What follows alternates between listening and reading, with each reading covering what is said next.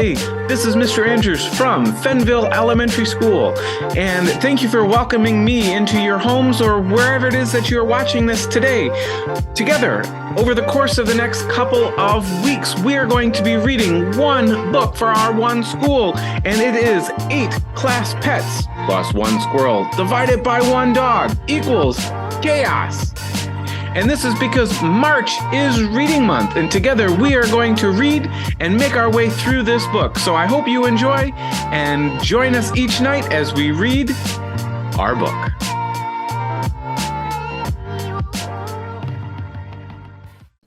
Eight class pets plus 1 squirrel divided by 1 dog equals chaos. By Vivian Vandevelde. Illustrated by Steve Bjorkman. Twitch, schoolyard squirrel. Being a squirrel is the best thing in the world. The next best thing in the world is living where I live, which is near school. School is where humans send their young to learn things. I don't know why. Squirrel mothers teach their own young. These are the things my squirrel mother taught me. How to climb, how to land when I jump or fall, how to find food, how to bury food, how to find food after I buried it, how to look cute enough that humans will give me food, so I don't have to find it, bury it, or find it again. How to get along with animals that don't eat squirrels. Not eating squirrels is something I admire in those I meet. How to get away from animals that do eat squirrels. These are all valuable lessons for a squirrel. I'm not sure why humans can't teach their own young. A few of the children are all right at climbing, but most aren't good at finding food, and they're hopeless at burying food. A squirrel mother teaches her young all they need to know by the end of summer, but human children spend 5 years in school. 5 years is long enough for a squirrel to grow very, very old. So it's a good thing we're fast learners. And the humans aren't even truly finished in 5 years. I've heard them talking, and I know before they go to school, they go to kindergarten. And after they leave school, they'll go someplace that's called middle school. And after that, they go to high school. I haven't seen any of these other places. I have no idea what kindergarten is. But by their names, I'm guessing middle school is halfway up, and high school must be at the very top of a tall tree. I suppose that's the only way the humans will ever teach some of those young ones to climb.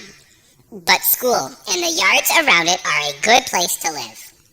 It's fun to climb up the school building and to play on the playground equipment when children aren't using it. There are also trees for climbing, and some of them are nut trees, and some of them are fruit trees. That's 2 of my big interests rolled into one, climbing and eating. And the people who live here love squirrels. They're always buying toys and exercise equipment for us. And they set these things up around a feeder to make sure we notice them. It's a mini playground with a snack bar in the middle. Some of the toys are for twirling on, and there are ropes to shinny up and climb down, and balance beams to walk across. Sometimes, to make things extra challenging for our benefit, the ropes and poles are greased to make them slippery. Whee!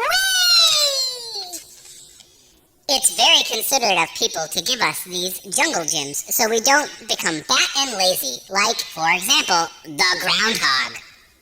One day, I was exploring a new bird feeder in the yard next door to the school. It had a big, slippery disc for us to slide on, and I was having so much fun, I lost track of time.